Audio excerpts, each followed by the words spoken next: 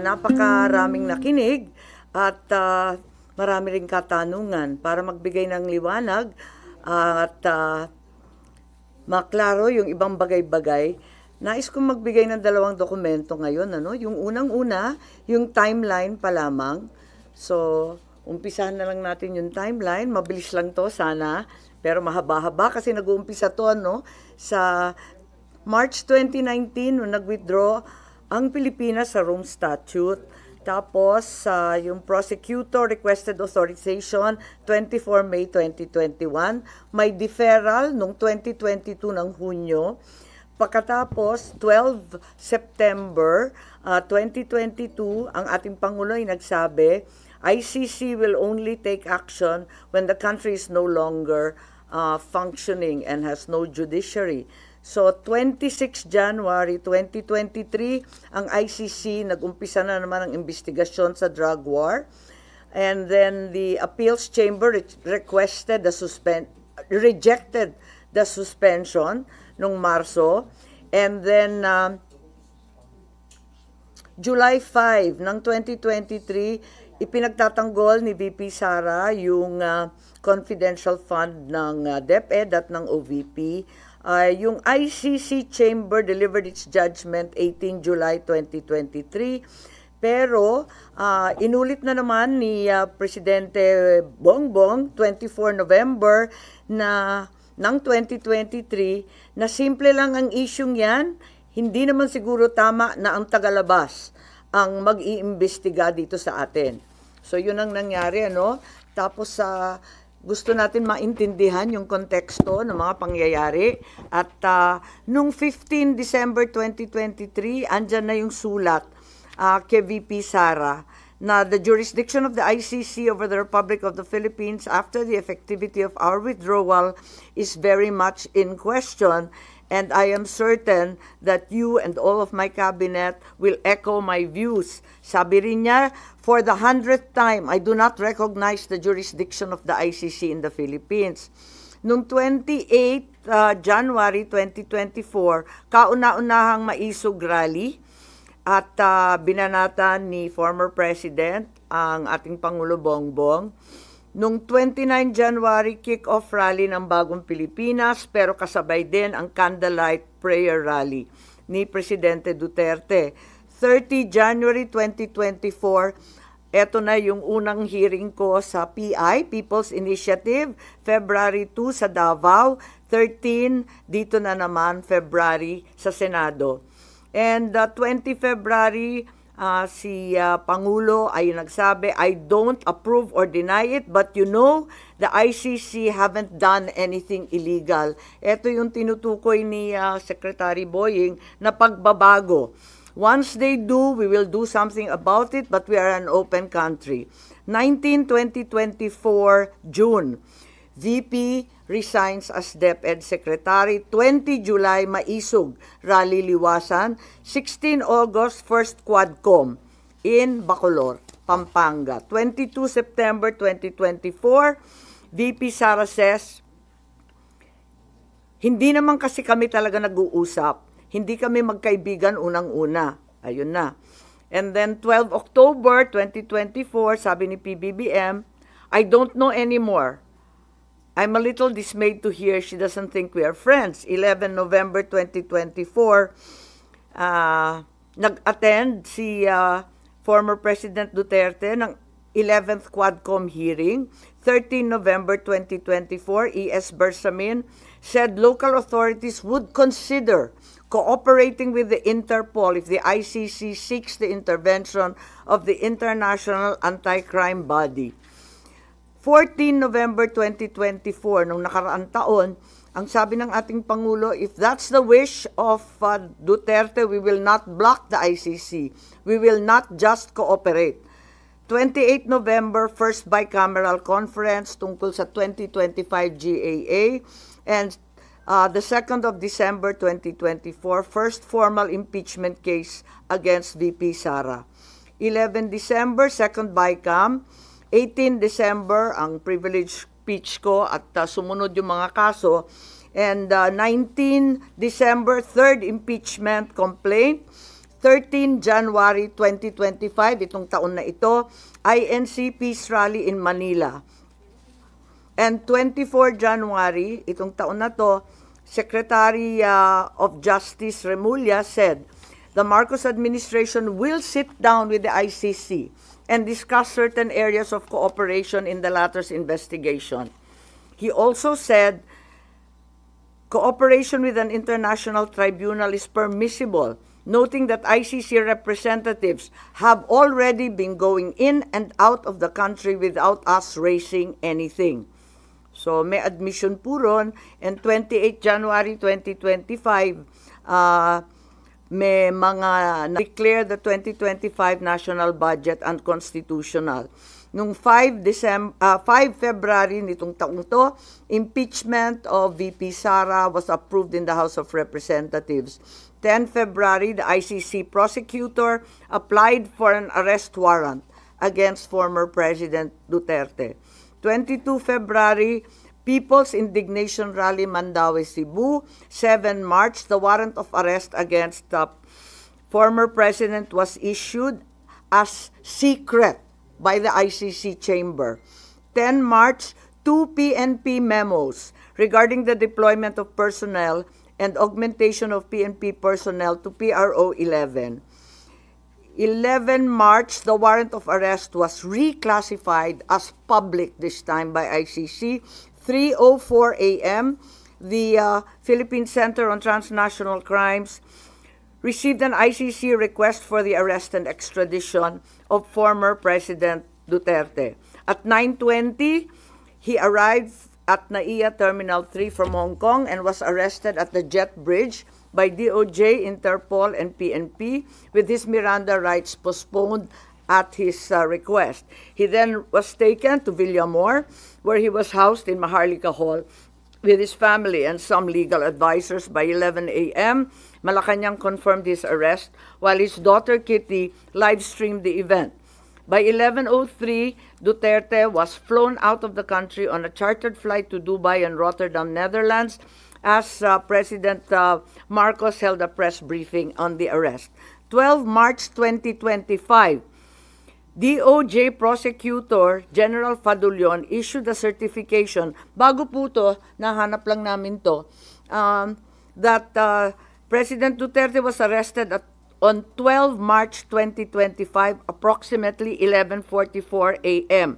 May problema ako sa datos nito kasi bakit 1 day later? The custodial state has determined to deliver Rodrigo Roa Duterte to the ICC in accordance with Article 59.4 of the Rome Statute. And in accordance with Article 59.7, the arrested individual shall be transported to The Hague and placed in the custody of the International Criminal Court. 13 March, during an interview with Pinky Webb, Interior Secretary John Vic Remulla revealed that Duterte's arrest was a group effort involving National Security Advisor Año, Defense Secretary Teodoro, the President, with Año playing a key intelligence role in monitoring Duterte's travel. On 20 March, we had the hearing here in the Senate. The highlights of the hearing were the denial of Año of any involvement in the arrest, and John Vic, SILG Remulla denied planning and said that the group effort pertained only to chismis. PCTC said the Interpol issued a diffusion, not a red notice, and Justice Secretary Remulla claimed that ICC has jurisdiction over individuals and crimes despite the withdrawal of the Philippines from the Rome Statute because international humanitarian law is already customary law. Of course, we are all aware that this is not applicable, being solely limited to war crimes. In the meantime, PNP General claimed that in expediting President Duterte's turnover to the ICC, he was trying to comply with the time period set forth in Article 125 of the Revised Penal Code, which applies only to warrantless arrest. A 24 Oras report revealed that Philippine authorities had planned Duterte's arrest since January under Oplan Tugis by the PNP CIDG and that Duterte sought asylum in China, but this was later denied by all parties. On the same day, DILG Secretary Remulla denied involvement in the arrest, stating he was unaware of any core group behind it and only learned of the Interpol red notice on the day of Duterte's detention. So as far as the investigation goes, this is the timeline, and we're happy to share it with you. In the meantime, I'd like to read the preliminary findings following last week's investigation and public hearing. Number one, the Philippines had no legal obligation to arrest former President Rodrigo Roa Duterte and turn him over to the International Criminal Court. What was received was only a diffusion notice, not verified or approved by the Interpol Secretariat. No verification by the Interpol whether the request complied with Article 3 of their constitution, forbidding Interpol from undertaking any intervention or activities of a political, military, religious, or racial character. Under the terms of the diffusion notice, there was no obligation on the part of the Philippines to turn over former President Rodrigo Roa Duterte to the ICC, absent any request for extradition or request for surrender. Under Article 92 of the Rome Statute, a provisional arrest is followed by a request for surrender. There is also no indication that the ICC even requested for the surrender of former President after his provisional arrest. There is likewise no indication that the ICC requested extradition after the arrest. Finally, the argument of Secretary of Justice Remulla is deeply flawed, inasmuch as international humanitarian law, customary law, cannot apply. He is accused of crimes against humanity, not war crimes. IHL refers to war crimes. Procedural administrative matters such as court processes do not become part of customary international law. IHL is international customary law, but the jurisdiction of ICC cannot be considered customary under IHL. The second finding, the Philippine government decided to assist the ICC to arrest the former president. The administration already started preparations prior to March 11. The PNP mobilized units on March 10. The National Security Advisor, Anyo, was already tracking the former president's camp before the arrest. Even before the ICC prosecutor applied for a warrant of arrest, there was already statements by key executive officials that the administration will cooperate if the ICC courses the request through Interpol to arrest the former president. Finally, the claim of the Department of Interior and Local Government Secretary John Vic Remulla that the supposed group effort was only based on rumor is incredible.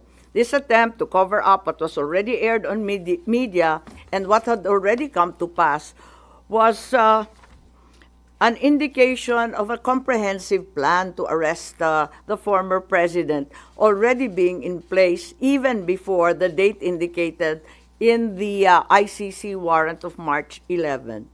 Finally, my third preliminary finding was that there were glaring violations of the rights of the former president. The constitutional safeguards guaranteeing liberty and due process of law were not observed. No warrant was issued by a Philippine court. The arrest did not fall within the exceptions of a warrantless arrest. Meanwhile, General Torre invoked 125 article of the revised penal code only applying to warrantless arrest. The constitutional safeguards for the right to liberty of abode were also disregarded. No court order was issued mandating that the former president be taken out of the Philippines against his will. Former President Duterte was deprived of the right to be visited or to have conferences with immediate family members under Section 2F of Republic Act 7438. General Torre admitted he did not allow Vice President Sara Z. Duterte to visit former president in Villamor Air Base, contrary to RA 7438. Former President Duterte was further denied the right to be brought to judicial authorities under Article 59 of the Rome Statute. The former president was also denied the right to apply for interim release under Article 59 of the Rome Statute or the right to apply for bail under prevailing jurisprudence on extradition. However, during the public hearing of March 20, here at the Senate, the Secretary of Justice insisted on the inapplicability of the Rome Statute. But a DOJ certification signed by Prosecutor General Richard Fadullon stated very clearly that the DOJ made the following determinations. As competent authority of the custodial state, the arrest issued complies with Article 59 of the Rome Statute. To recall, DOJ spokesperson Clavano released a statement last March 13 saying, ang naging role namin ay competent judicial authority. Kami na ang nag-attest na lahat ng proper processes ay ginawa. Similar to Prosecutor General Fadullon, the DOJ spokesperson showed that the article cited in the Rome Statute had been complied with.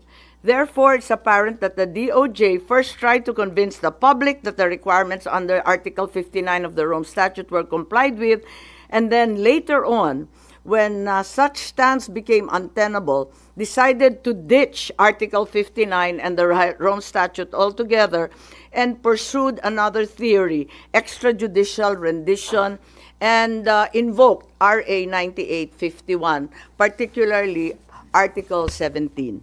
Yun lang po. So those are the three findings right now. As we speak, we are not certain if we will continue at magkakaroon pa ng ikalawang pagdinig pagkat yun nga, kinakailangan na meron tayong matitindi, magagaling at malaman ng mga testigo. So nagbubuo pa kami kung sakali at kung hindi, pag-aaralan na lamang natin ang nabunyag nung nakaraang linggo. Yes? Ma'am, in-raise niyo po dun sa timeline ninyo yung events ng pagkaka-arrest ni former President Duterte. And lumalabas po kasi dun sa timeline ninyo, nag-iba yung tono ng administrasyon as the relationship between the two political families soured. Is that an accurate conclusion? You'll have to derive that conclusion. I'm just offering you the timeline. Pero ipinagtapat naman ni Secretary Boying Remulla na talagang nagbago. Tinatanong ko kung kailan nagbago at bakit nagbago at ano yung pagbabago. Sabi niya lahat naman tayo habang tumatanda, natututo at nagbabago ang isipan. Yun lang ang pinaliwanag niya. Pero maliwanag na nagkaroon ng pagbabago. Kaya nga, may nagsasabi na yung Interpol bawal sa kanila mag-issue ng red notice pagkat may duda sila na political. Kaya ang pinalabas lamang nila ay yung diffusion para hindi sila sumabit kasi pinagbabawal ng sariling konstitusyon ng Interpol kapag political. So hindi masabi na may direct causality between the souring of relations and the change in the tone? Paulit-ulit sinasabi ni Secretary Boying Remulla na may konteksto ang lahat. At sa palagay ko maliwanag na may konteksto na talagang sumasabay sa alitan at pagwawalang tiwala ng dalawang panig itong mga pagbabago sa legal processes and our international stand, nagbago rin talaga. Ma'am, now that you finished or that you have your preliminary report, ano po yung nakikita yung legislation or are you planning a resolution for the Senate to take a certain stand? Ano po yung dulo nitong investigation? Well, ang dulo nito, maliwanagan tayo dito sa ICC. Yung iba nagsasabi na baka dapat ibalik na naman sa NBI at wag daw sa Philippine Center for Transnational Crime ang ugnayan sa Interpol. So may mga recommendations in policy, yun naman talaga ang ating pakay in aid of legislation. At alam din natin na hindi pa tapos to kasi may mga warrant pa na ilalabas. Alam natin na may 5 ng narinig tayo na laman nung ikalawang warrant na mula sa ICC. Kung tama ba ang proseso, or kung hindi tama ang proseso, hindi na dapat maulit. So, importante yon. At syempre, yung mga OFW natin na nasa ibang bansa, nanganganib talaga at natatakot kung dito mismo sa sariling bansa, natatangay ang isang dating Pangulo na may edad na at may sakit. Paano pa raw sila? Kaya nais nilang malaman kung ganun na pinaglalaban natin yung mga na peperwisyo, na ko-convict pa sa ibang bansa, pinaglalaban natin na makauwi, paano ba ang sitwasyon ni Presidente?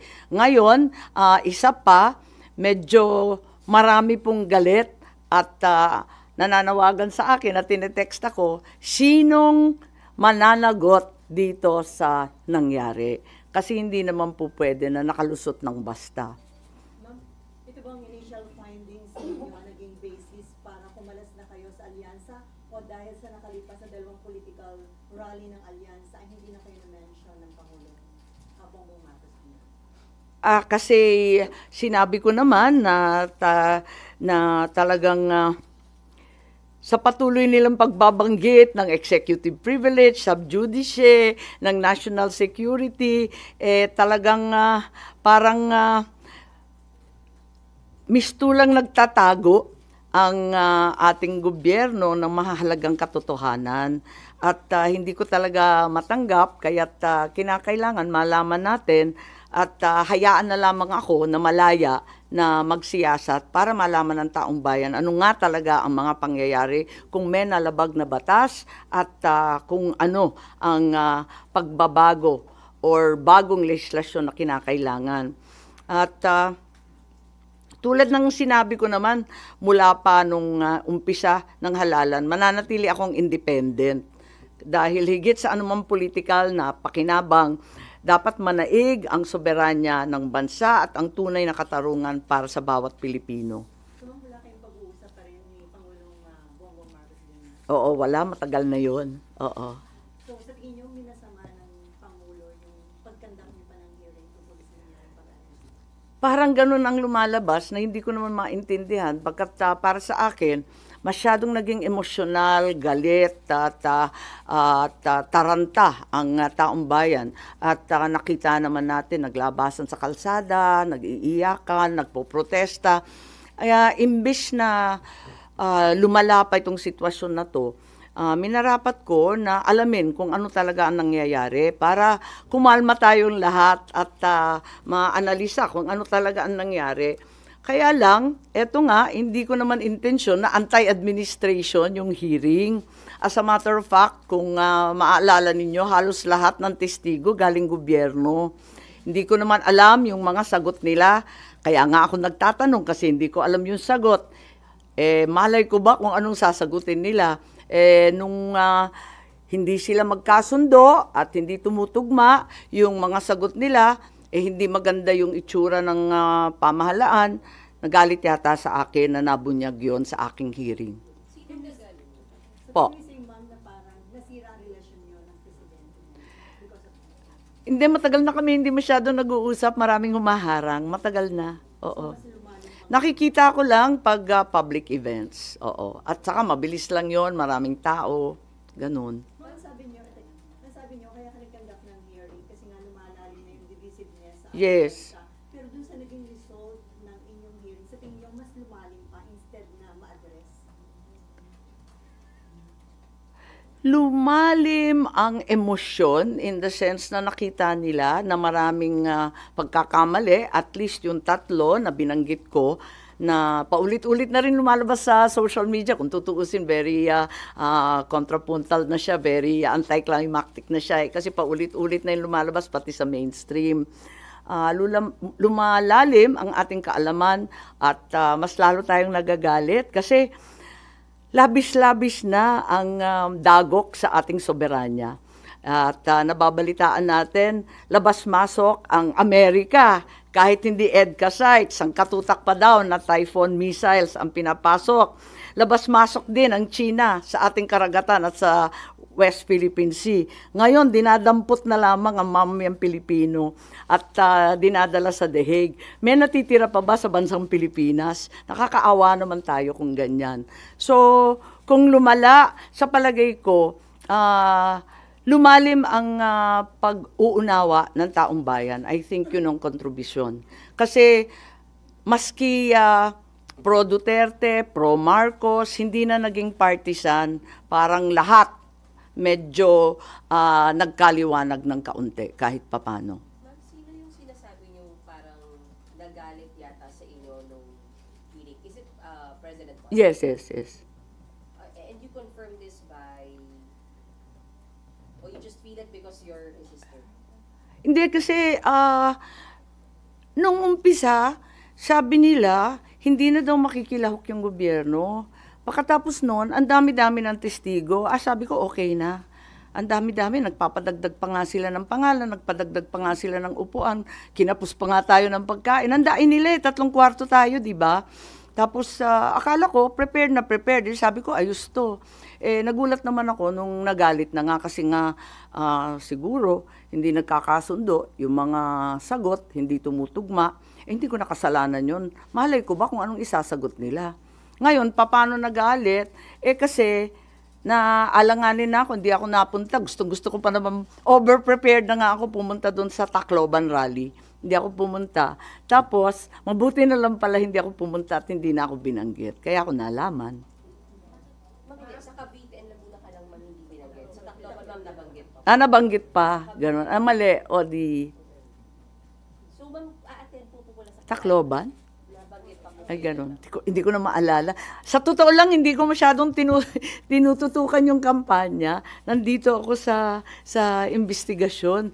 Parang naisang tabi na, nakatutok talaga ako dito para malaman kung ano pa. Ma'am, yung hindi pagbanggit ng Pangulo sa inyo last Mm. campaigns, Cavite, Laguna, you take it as mukhang masama loob sa inyo? Yeah, okay lang. Walang problema. Kasi nga sabi ko, nakatutok naman ako dito. Hindi naman na eleksyon, kampanya, politika ang pinaka-importante. Nangingibabaw sa akin itong mga dagok sa ating kalayaan, sa ating soberanya. Hindi ko kaya to Talagang ipaglalaban ko yan Yung pag hindi yung hindi binanggit, pagkatapos sabi 11 na lamang ang kanilang kandidato, wag na tayo magpahirapan ng katawan. Sabi ko, kakalas na muna ako kung nahihirapan kayo. Mas madali naman ganun, okay lang sa akin, walang problema. May offer bang PDP laban, ma'am, para i-adapt kayo? Ang sabi may nag-aampon, hindi ko masyadong pinapansin kinakarir namin to Naduling-duling na nga kami kagabi Just in case open kayo, ma'am, kung sakaling i-adapt kayo ng PDP laban. Alam niyo maganda naman yung libre, di ba? Yung malaya. So, mula sa poll, sinabi ko, independent ako. Pero yun nga, dun sa lawag, syempre, yung anak ko nagmamaktol. Bakit hindi ako pupunta? Di pumunta ako, ganun. Tapos may mga kaibigan, pumupunta. Noon pa naman hindi naman ako present sa lahat ng lugar. Oo. Sa Carmen Davao, absent ako dun. Ayun. Tsaka sa Dumaguete yata, ewan ko, saan ko ba hindi masyadong pinuntahan. Pero wala nakikipag-usap right now sa inyo, ma'am, para mag-offer na. Wala naman. Siguro, nabunutan rin sila ng tinik na sabi ko, kakalas na lang ako para simple at klaro. Parang maliwanag na maliwanag.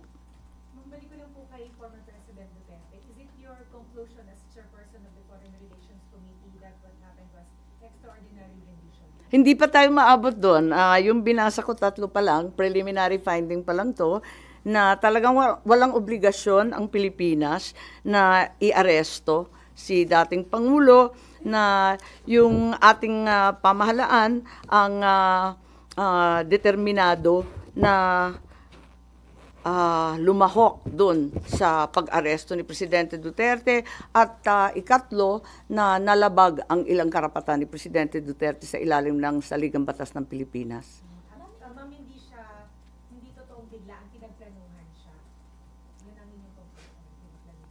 At tinitignan pa namin yung dates kung kailan nag-umpisa kasi walang kaliwanagan. At paiba-iba nga yung version May lumabas nga na nagulat din ako yung March 12 lang, yung DOJ, kung bakit ganun. Tapos na ang lahat, tsaka lang pala natanggap ng DOJ. Ma'am, kasi yun yung claim ni Vice President Sara na it was an extraordinary rendition. So, kung mali yung nakikita yung grounds for it to be considered as extraordinary? Wala pa kami dun eh. Inaalam pa lang natin kasi nga preliminary pa lang to. Tinitignan ko pa lang dahil ang taas pala ng interest di ko akalain na ganun kadaming manunood. Tanong ko lang po ayaw niya bang manalo? Bakit yung kakala sa administration at this point? Oo nga, sabi nga, suicide bomber nga daw ako eh. Parang lagi nila pinagmamalaki yung kanilang machinery. So why do this now? Because it's more important to me. May bagay na mas mahalaga sa politika. May bagay na mas mahalaga kaysa sa kampanya at panalo. Anong ibig sabihin ng senador na walang bansa? May kahulugan ba yun? Pero hindi yung indication na mas matimbang ang mga Duterte kaysa Marcos. Palagay ko, lampas-lampas na to sa Duterte at Marcos. Ang pinag-uusapan na dito, yung soberanya ng ating bansa. Mabigat na to eh. Ibang usapan na to. Kung ano-ano ng dagok ang nangyayari. Eto nga, yung mga EDCA sites, yung mga Typhoon missiles, yung sangkatutak na banggaan, kuno, dyan sa West Philippine Sea. Ano lang matitira na tayo ng dahig? Ma'am, sabi ni Senate President Escudero, hindi daw na-compromise yung sovereignty ng bansa dun sa pag-aresto at pag-surrender kay Digong sa ICC. Kasi sabi niya, under existing laws, yung daw mga akusado ng crimes against humanity ay pwede talaga ireklamo sa ICC. And then, Pilipino at hindi dayuhan yung nag-file ng kaso sa ICC. And then, wala pa rin daw kaso dito si Duterte. So, walang local court ang naagawan ng jurisdiction dun sa pag-surrender kay Duterte. Wala rito si Senate President Cheese, hindi ako makikipagdebate na wala siya. Ba't naninindigan kayo na na-compromise yung sovereignty? Yes, very clearly. Sorry, sabi niyo, may mas mahalaga kaysa sa kampanya at panalo. So you're willing na matalo dahil sa pakikipaglaban niyo dito sa ICC arrest ni Pangulo? Di naman ako matatalo. May kandidato bang matatalo? Siyempre, lahat ng kandidato naniniwalang mananalo. Mas maraming Pilipinong nakikinig sa katotohanan kaysa sa kabulastugan. Kaya naninindigan ako na kinakailangan ipaglaban at tayuan. Ang mali ay mali, ang tama ay tama, ang batas ay dapat mangibabaw sa lahat. But you admit, ma'am, or do you feel na naapektuhan yung kandidatura niyo dahil sa Baliktad yata. Ramdam ko baliktad. Ano pong ramdam niyo? Kasi maraming tao na hindi naman masasabing pro-Duterte, hindi naman sasabihin na anti-Marcos, na nagalit sa pangyayari. And you feel that will help your candidacy, ma'am? Hindi ako nag-imbestiga para mangampanya, para sumikat. Labis-labis na nga yung sikat namin. Yung apelyido ko nakakasindak eh. So, ma'am, you will not make it part of your campaign messaging or magiging campaign issue niyo po itong arrest niyo? Hindi naman ako nag-imbestiga para magpasikat or ma-endorso or maging bahagi ng ibang partido. Nag-imbestiga ako para malaman kung ano talaga ang nangyari at kung talagang nasunod ang batas ng Pilipinas, kung talagang kaya natin tayuan ang ating soberanya at kalayaan. So, may nakikita na po ba kayo so far kung sino yung dapat managot and anong violation? Yun nga, ang tinatanong ng lahat, sino daw kakasuhan. At yun pa ang inaalam natin. Kaya nga, maraming nagsasabi, bitin, dapat magka-second hearing. Sabi ko, basta makaproduce tayo ng testigo.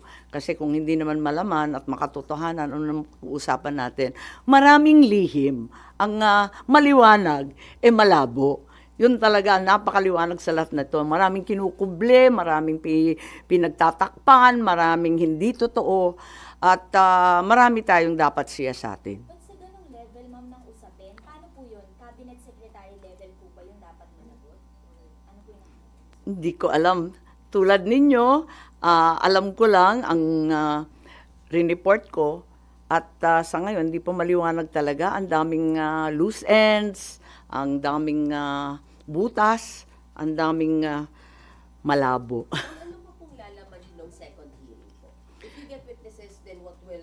Well, unang-una, magkaliwanagan dun sa sinasabi na international law, hindi naman pangkaraniwang practice yan, hindi naman araw-araw na yan ang pinapractice ng abogado, kinakailangan siguro yung ex-justice, yung mga framers ng konstitusyon, ang dating mga mambabatas, hindi ko alam, or else yung mga expert din sa international law, pagkatapos nun yung iba pa. Maraming nagsusulat di ba? Pero pag nabasa mo yung pahayagan, parang hindi naman sila neutral, parang lahat may panig. Iniiwasan natin yon hanggat kaya. Pagkatapos noon, yun nga, yung katulad ng sinabi ko kanina, yung mga OFW, gusto malaman kung talagang maipagtatanggol ba natin sila. Eto na nga, dito sa Pilipinas, paano pa daw sila nagkakayod at naghahanap buhay sa ibang bansa. Kayang-kaya silang kunin. At saka yung mga nakakulong, makakauwi pa daw sila. Paano ba? Tapos, yun nga, sino mananagot? Maraming tanong pa rin talaga. Ma'am, nung na-elect si Bongbong as president, sabi niyo, ito yung chance to redeem yung pangalan ng mga Marcos. Considering dito sa issue sa pagka-aresto kay dating Pangulong, mariredeem pa ba? O sa tingin niyo ilalagay sa Well, nanghihinayang ako, hindi lamang para sa pamilya namin, kundi para sa ating kasaysayan, no? Kasi nagumpisa sa amin nung EDSA, pagkatapos noon, 'di ba, nakulong din si Presidente Erap, si Presidente GMA, nahinto lang kay Presidente Duterte. Eto na naman, naaresto na naman. Umpisa na naman ba natin itong siklo ng paghihiganti, ng balikan, kapag wala ka na sa kapangyarihan, babanatan. Parang ako'y naaawa sa Pilipinas. Kung ganito na lang tayo, paano pa tayo uunlad? But you're still hoping na matapos ni Bongbong Marcos yung kanyang term ng maayos? Siyempre, oo. Pero ang dami ng problema talaga. Pero ma'am, yung banatan na sinasabi niyo, di ba nagsimula yung banat galing sa dating presidente kasi started yung nasa timeline din yun na sinimulan niyang banatan si Pangulong Bongbong Marcos. Tignan natin ng maigi kasi naaalala ko, andito ba yung kodigo? Meron rin kasi nag-umpisa yung kay VP Sara. Kasi nag-umpisa yung kay VP Sara noong July 2023. Hindi ako abogado ni VP ha, pero tinitignan ko lang yung date, nandyan sa timeline. Can we please go to 5 July 2023? Ayun. Parang nag-umpisa, doon nag-umpisa sa July, nung humarap sa Kongreso. At yung confidential fund na dinidikdik, uminit ng September, October, ayun. At parang tulad ng sino mang ama, nagalit na siguro si Presidente Duterte. At nung 28 January 2024, ayun na. Nagwawala na siya sa Davao.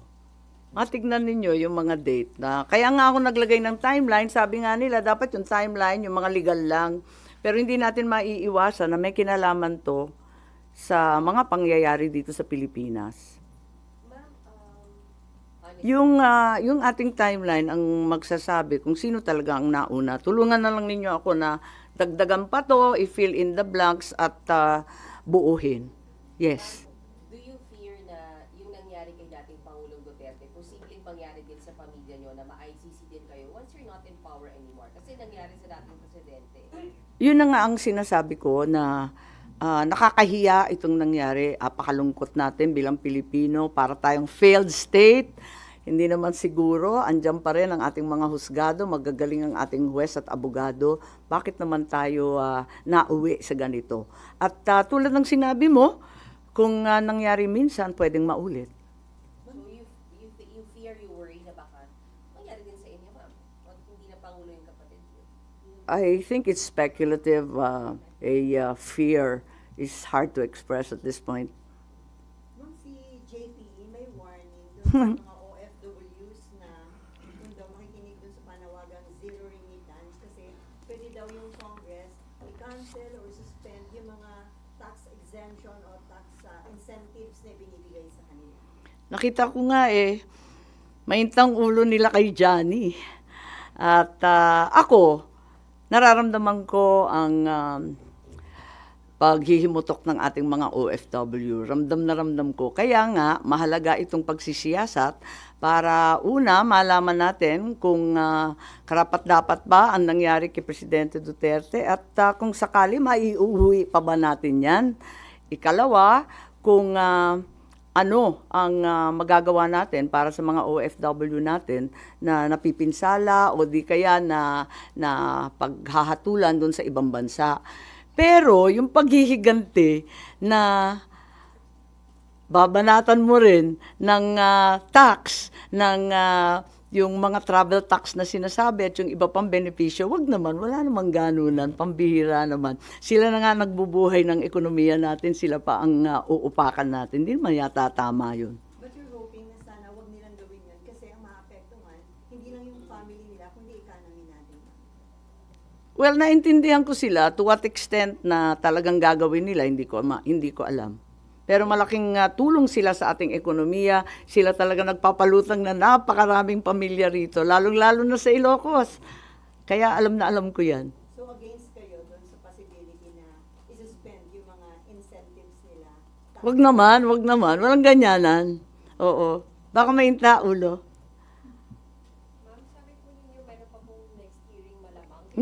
Hindi ko pa sure kasi nga nagbubunga kami ng testigo. Kung sakali, agad-agad sasabihan ko kayo. Opo. Pero ma'am, kung magkaroon, do you expect na mag-cooperate or may maghugot pa kayo from the executive side particularly? Hindi ko nga alam kasi marami nga nagsasabi, nagalit, bakit nagkaganon. Abay, hindi ko naman sinasadya, hindi naman anti-administration. Inimbita ko nga, puro gobyerno. Halos wala ng testigo yung kabila. Kung hindi pa nag-video call si VP Sara, wala na yung kabila, sa totoo lang. Kaya't yun nga, sana lumahok pa rin sila, sana bigyan pa tayo ng linaw at maisaayos natin ang mga datos at yung mga pangyayari. May binanggit kayo ma'am na 5 forthcoming warrant.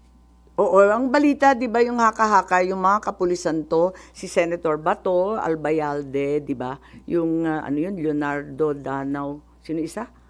Kalimutan ko. Albayalde? Hindi, 5 eh. Oo, Leonardo Mata Danao. O, tama, 5. And then Bato, oo. Ang alam ko, 5. 5 nandun sa warrant. Pero chismis lang yun, hindi pa lumalabas. Kaya hindi ako mag-group effort base sa chismis. So you're hoping din na wag silang umantong kagaya ng nangyari kay former President? Isa pa yon, yun nga ang isang dahilan na si Senator Bato nagpaabot na gusto rin niyang lumahok sa hearing at kung sakali may second hearing. Sabi ko, hindi pa sure. At abala ang lahat kung ito ang nangyari sa dating Pangulo, anong mangyayari sa mga kapulisan at sa pangkaraniwang tao kung madali sila ng iba't iba pang warrant. Kasi alam natin na hindi naman ito nag-iisa kundi tuloy-tuloy. Ma'am, do you agree with opinions, for example, ni Senator Bongo na medyo late na yung hearing kasi nandun na nga si former President dun sa Netherlands, too late the hero daw po? Well, sinagot ko na rin yan. Naintindihan ko naman si Senator Bongo. Malapit na malapit siya sa ating Pangulo at matindi ang kanyang dinadamdam. Ano? Pero para sa akin, sa hinaba ng panahon na nawala yung tatay ko sa ating bayan, nakikita ko na kailangan wag susuko. Dapat ipaglaban pa rin kahit ilang taon yan. Hindi namin nauwi yung tatay kong buhay. Sana ito naman matagumpay tayo, maiuwi si Presidente Duterte. Isa po sa mga nakikita nyo pwedeng maging result ng hearing or goal niya is para maipauwi si former President? Well, para sa akin, at narinig ko si Presidente Duterte, tulad ng ama ko pareho nilang sinasabi, haharap ako sa anumang kaso at paglilitis sa Pilipinas. Pero kapag sa ibang bansa, hindi ko kakayanin yon. Kasi syempre, yung tatay ko, di ba, dinala rin sa US. Ayun. Sabi niya, ayoko. Dapat sa Pilipinas, iuwi ninyo ako, haharapin ko yan. Ganun din ang sinasabi ni Presidente Duterte. Kaya daw niyang sagutin lahat yan, basta dito sa Pilipinas, sa husgadong Pilipino. Sasagutin daw niya at papayag siya malitis. Pero ano po yung nakikita niyong way na magagawa po nung Senate Committee on Foreign Relations or ng Senado para mangyari yun, kung mapauwi siya? hindi ako yung abogado niya eh. So, ang nagagawa lang ng Senado in aid of legislation, oversight, kung ginampanan ba ng lahat ng ahensya ang trabaho nila, lahat ng tungkulin ba, ang karapatan pang tao ba na ibigay, lahat yun. At kung kinakailangan, papalitan ba natin ang sistema ng ICC, Interpol, ng Philippine Transnational Crime, at saka nung RA 9851, yung extradition treaty na pagkaluma sinulat pa ng tatay ko. Maraming batas kasi na palibot dyan eh. Ma'am, bukas na yung 80th birthday ni PRRD. Do you have any message sa dating Pangulo? Well, syempre, happy birthday. Matindi rin yung umabot sa 80 years old at sana makauwi na siya. At higit sa lahat, syempre, gusto kong pumunta sa The Hague. Kung papayagan ako, dadalhin ko yung cheque na 10,000 pesos.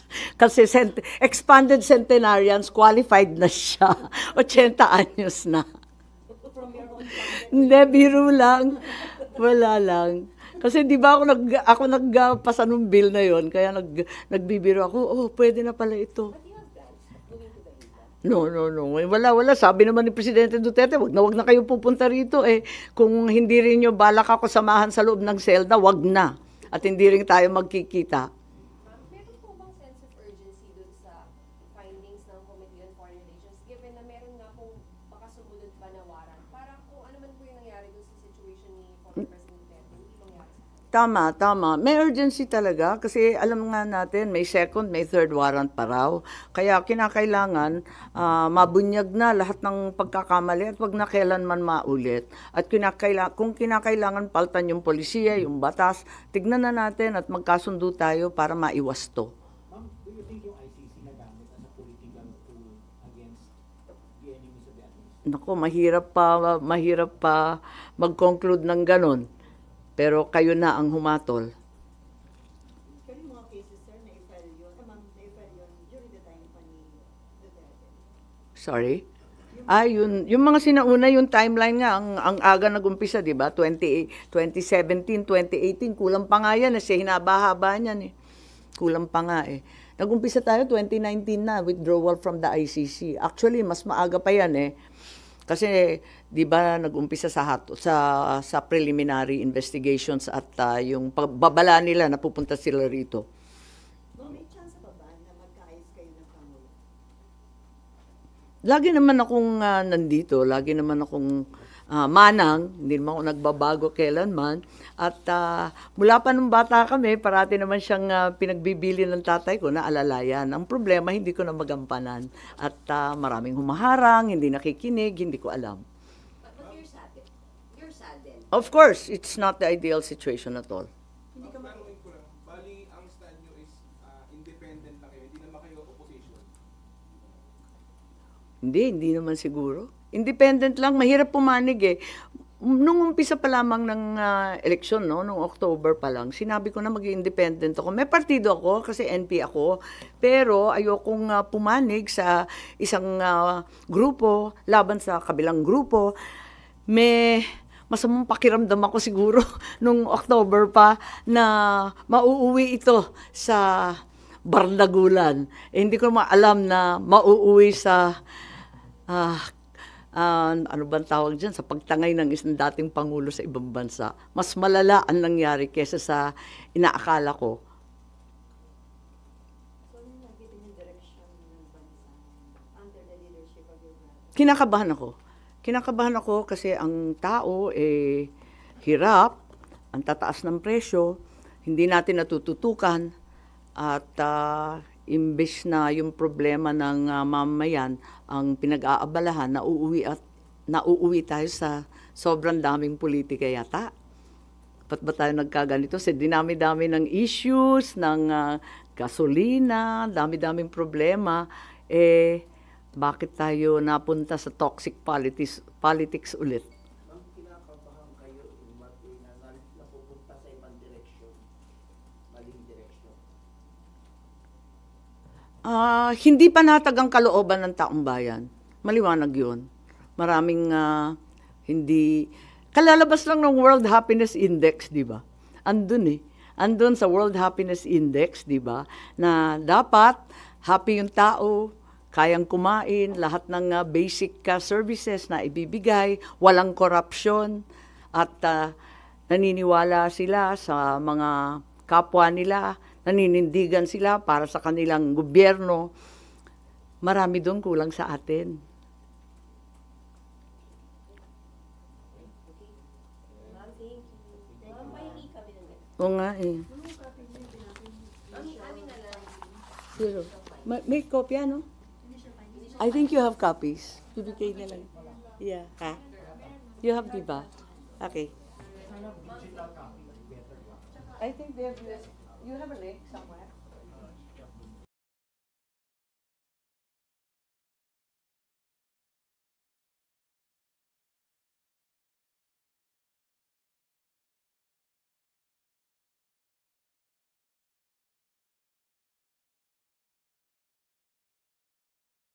Okay lang kasi palagay ko sila rin nahihirapan. Pag hindi ako sisipot, tapos na-announce na nila na 11 lang, tapos hindi na binabanggit yung pangalan ko, para wag nang nag-aalanganin.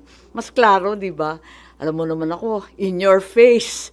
Hindi ko nga alam kung paano ako naging politiko, masyado akong prangka. Okay kayo kung ipalit sa inyo si Kiko Pangilinan sa Alyansa? May mga ganun pagkapakat. Oo nga, nakita ko nga, pero ang alam ko, yung alam din ninyo, yung nabasa ninyo, yun din lang ang nabasa ko, yung Kiko Bam, pinagpalit sa amin ni Camille. Yun ang nabasa ko, hindi ko alam kung totoo o hindi, pero maraming haka-haka. Baka yun naman, oh. Kung meron na kayong, napag-usapan ni Hong Camille na baka Wala. Actually, I saw her dad yesterday. Wala namang binanggit. Tinatanong ko, may direktiba ba ang NP? Sabi nila, wala. Yung NP kasi, chill kasi na kwan yun eh, na partido. Hindi masyadong nakikialam. So, hindi pa kami nag-uusap ni Camille. Pero ang sabi sa dyaryo, sumipot daw si Camille doon sa meeting nung 24 ba yun? Oo, di ba? Sabi doon sa interview na pumunta daw si Camille. Wala kayong communication with the Villar family? Kasi tinatanong ko kung may direktiba, hindi, sabi niya, yung paniniwala mo, yung paninindigan mo, ganun naman kasi sa NP. Kasi iba-iba rin yung mga lokal, marami kaming lokal marami kaming congressman, mayor, governor. Iba-iba naman yung kanilang stand, kaya hindi masyadong pinapakialaman.